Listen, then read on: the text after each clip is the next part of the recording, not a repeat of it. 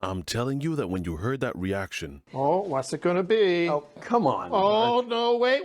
Oh, come on. you knew it was over.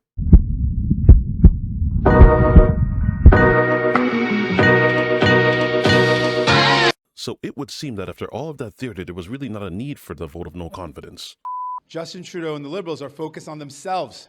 They're fighting themselves instead of fighting for Canadians. And for that reason, today I'm calling on Justin Trudeau to resign. He has to go. Will you declare no confidence in the Liberal government as soon as possible? All tools, all options are on the table. So in this instance now, once the Liberal Party has actually chosen a new leader, then he's willing to step down. Last night over dinner, I told my kids about the decision that I'm sharing with you today. In all honesty, it actually does make sense. If you don't have the affirmation of your party, then it makes sense that you would step aside. Didn't another guy that was recently running for re-election run into the exact same problem with the Liberals? Damn! Justin Trudeau, who actually won his position as the leader of the Liberal Party in 2013, then became Prime Minister in 2015. It almost seems like some form of poetic justice because from the moment he started his own Prime Minister run, there's been no shortage of either scrutiny or scandal. From the temporary foreign worker program that he recently actually had to apologize for.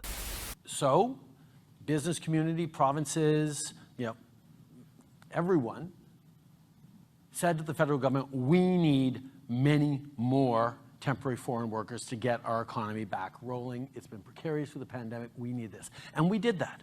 We boosted the number of temporary foreign workers massively. And international students increased massively as well across the country. The problem was, once that got going, it was great, but it started to create other pressures. Rents here in Halifax started to shoot up because those international students didn't have enough residences provided for them by the universities. And the problem was a challenge here. It was much more of a problem in Ontario, where there was a systemic exploitation of international students in the university equivalent of puppy mills, where kids were, committing suicide. People would sell their farm back home to send their kid to Canada to get a good education, and they'd come here, and it would be complete frauds. And the provinces weren't doing their work on making sure that these kids were going to properly accredited institutions, and nobody was making sure that there was proper lodging for these kids. And they ended up just scattering through communities, driving up the rent for everyone. Why would you do that? Or some of the scrutiny that he faced when it came down to SNC-Lavalin. I'm not going to apologize for standing up for Canadians' jobs because that's my job, to make sure that Canadians and communities and pensioners and families across the country are supported, and that's what I will always do. I disagree with the Ethics Commissioner's conclusions, but he is an officer of Parliament who's doing his job, and I fully accept his report, which means I take full responsibility, and also means that we're going to be moving forward with the recommendations made in the McClellan expert report.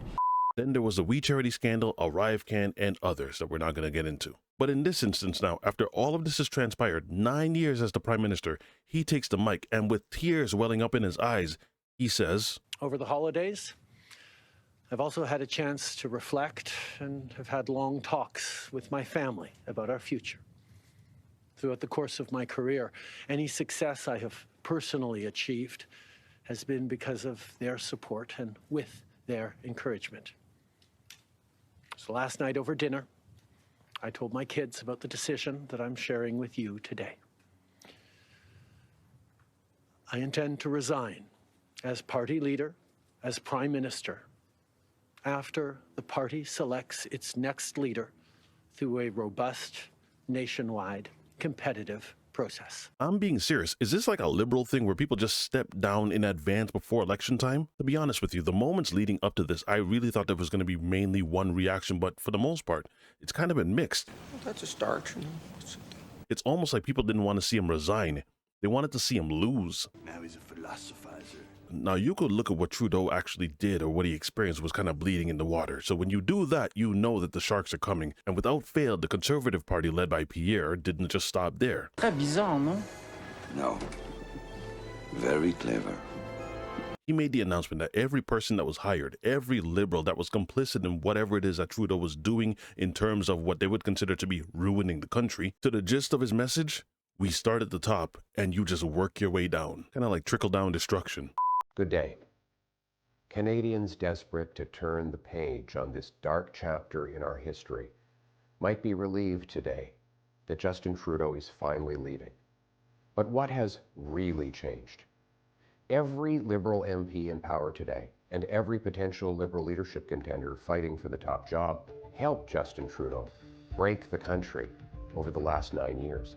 All Liberal politicians actively worked to pass into law the job-killing inflationary carbon tax, a tax that Carbon Tax Carney endorsed in his book.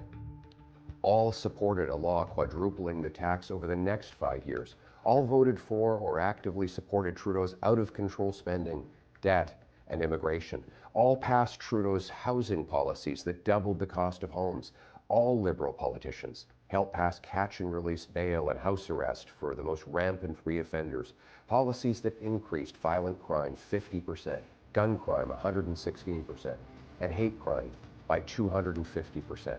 So given that Liberal MPs and leadership contenders unanimously supported everything Trudeau has done, why dump him now, right before an election? Have they had a change of heart? Is it because they feel guilty that they doubled housing costs, hiked taxes, unleashed crime, broke immigration, forced a quarter of the population into poverty? No. They continued supporting Trudeau when he did all of those things. No, their only objection is that he is no longer popular enough to win an election and keep them in power.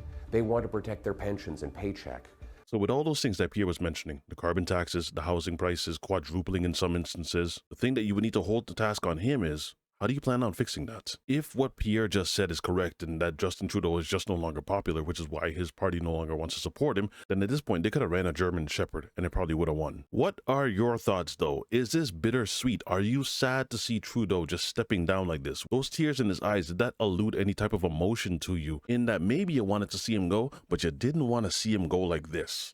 Well, this is awkward. It's about a matter of time. He needed to go. However he goes, no one cares. Appoint someone tomorrow to be the new Liberal head and get that man out of office by any means necessary. Whatever your thoughts are, leave them in the comment section. If you guys enjoyed this video, don't forget to drop a like, and I will see you again on the next one. Be easy, y'all. I intend to resign as party leader, as prime minister, after the party selects its next leader